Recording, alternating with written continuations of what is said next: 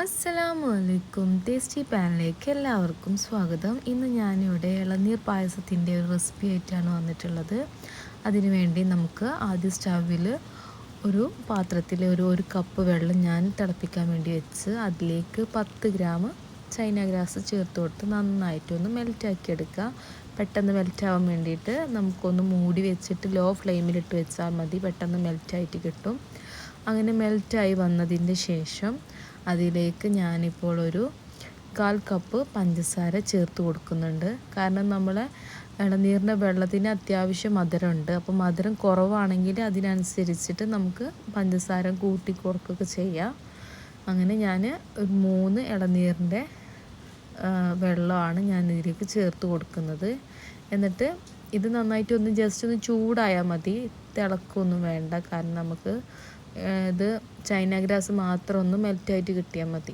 അതിൻ്റെ ശേഷം ഞാൻ ഇതുപോലത്തെ ഒരു 3 പ്ലേറ്റിലേക്ക് ഞാനിത് നന്നായിട്ട് ഒഴിച്ചിട്ട് തണുപ്പിച്ചിട്ട് നന്നായിട്ട് കട്ടയാക്കി എടുക്കാൻ വേണ്ടിയിട്ടാണ് ഇതിങ്ങനെ മാറ്റി വെച്ചിട്ടുള്ളത്. അങ്ങനെ ഇതിവിടെ റെഡി ആയിട്ടുണ്ട്.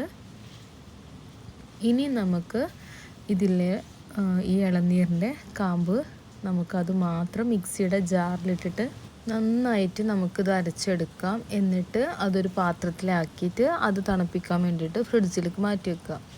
ഇതിലെല്ലാം നമുക്ക് തണുപ്പിച്ചെടുക്കണം. പിന്നെ വലിയൊരു പാത്രം എടുത്ത് അതിലേക്ക് ഒരു 1.5 ലിറ്റർ പാല് ഞാൻ ഒഴിച്ചിട്ടുണ്ട്. ഇത് തിളപ്പിച്ച പാലാണ്, സാധാ പാലായാലും കുഴപ്പമില്ല. അതുകൊണ്ടാണ് അതിൻ്റെ മേലെ ഇങ്ങനെ പാലിൻ്റെ പാടൊക്കെ എടുക്കുന്നത്. എന്നിട്ട് അതിലേക്ക് ഞാനൊരു 2 ടേബിൾ സ്പൂണാണ് കണ്ടൻസ് മിൽക്ക് ചേർത്ത് കൊടുക്കുന്നത്. കൂടുതലായിട്ട് നിങ്ങളെടുത്തുണ്ടെങ്കിൽ കണ്ടൻസ് മിൽക്ക് തന്നെ ചേർത്ത് കൊടുക്കാവുന്നതാണ്. പിന്നെ ഞാനിതിലേക്ക് ചേർത്ത് കൊടുക്കുന്ന പഞ്ചസാരയുടെ അളവ് 1 കപ്പ് പഞ്ചസാരയാണ് ഞാൻ ചേർത്ത് കൊടുത്തിട്ടുള്ളത്. അത് നന്നായിട്ട് ഇളക്കി യോജിപ്പിച്ചതിന് ശേഷം ഒരു 4-5 ഏലക്ക എടുത്തിട്ട് അതിൻ്റെ ഉള്ളിലത്തെ കുരു മാത്രം ചതച്ചിട്ട് ഇട്ട് കൊടുക്കുന്നുണ്ട്, നല്ലൊരു ഫ്ലേവർ കിട്ടാൻ വേണ്ടിയിട്ടാണ്. എന്നിട്ട് ഇതെല്ലാം ചേർത്ത് നന്നായിട്ടൊന്ന് തിളപ്പിച്ചിട്ട് നമ്മളെ പാല് കുറച്ചൊന്ന് വറ്റിച്ചെടുക്കണം. അപ്പോഴാണ് നമുക്ക് ഈ പായസത്തിന് ഒരു തിക്നെസ് വരുള്ളൂ. അങ്ങനെ തിളപ്പിച്ചതിന് ശേഷം നമുക്കതവിടെ മാറ്റി വെക്കാം. ഇപ്പം നമ്മുടെ ഈ ജെല്ലൊക്കെ നന്നായിട്ട് സെറ്റായി വന്നിട്ടുണ്ട്. ഇനി ഒരു കത്തി വെച്ചിട്ട് ഇതേപോലെ ഇങ്ങനെ വെട്ടി എടുക്കുക. എന്നിട്ട് നമുക്കിതൊരു വലിയൊരു പാത്രത്തിലേക്ക് ഞാൻ മാറ്റി വെച്ചിട്ടുണ്ട്.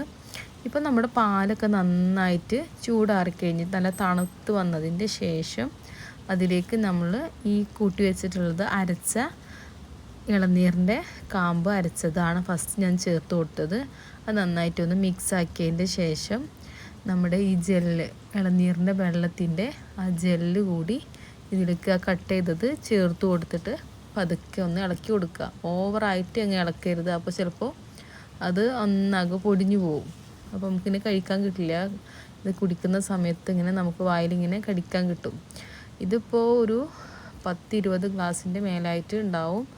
സംഭവം അടിപൊളി ടേസ്റ്റാണ്. ഒന്ന് ഫ്രിഡ്ജിൽ വെച്ചിട്ട് നന്നായിട്ടൊന്ന് തണുപ്പിച്ചിട്ട് നമുക്കിത് സെർവ് ചെയ്യാം. വീട്ടിലാരെയും വരുമ്പോഴൊക്കെ നമുക്ക് ഉണ്ടാക്കി കൊടുക്കാം. അടിപൊളി ടേസ്റ്റാണ്.